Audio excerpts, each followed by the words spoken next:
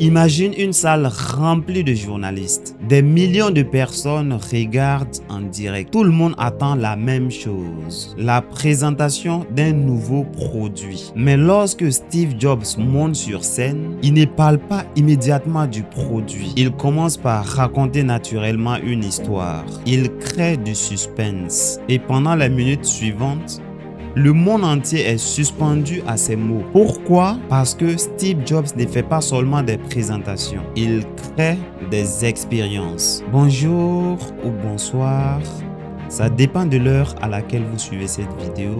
Je suis Bachirou Hamdé, élève ingénieur et le fondateur de Bloomway. Et aujourd'hui, nous allons comprendre pourquoi Steve Jobs était l'un des plus grands orateurs du monde des affaires. Steve Jobs n'était pas seulement un entrepreneur, c'est un maître du storytelling, c'est-à-dire l'art de raconter les histoires. Lors de la présentation de l'iPhone en 2007, il commence ainsi. Il explique que 3 produits révolutionnaires vont être présentés: un iPod, un téléphone et un appareil internet. Puis il répète ces 3 produits plusieurs fois. Le public pense qu'il s'agit de 3 appareils différents. Puis Steve Jobs révèle la vérité. Ces 3 produits sont un seul appareil. Et devinez lequel?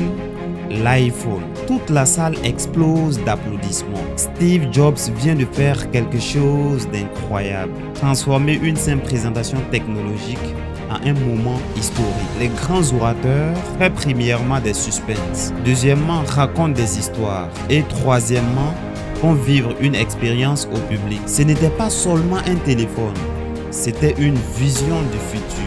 Et cette vision a été rendue possible par la puissance de la parole. Si tu veux apprendre à captiver une audience, like cette vidéo, abonne-toi à la chaîne, écris en commentaire storytelling et surtout partage cette vidéo à quelqu'un qui veut devenir un grand communicateur. Je vous remercie.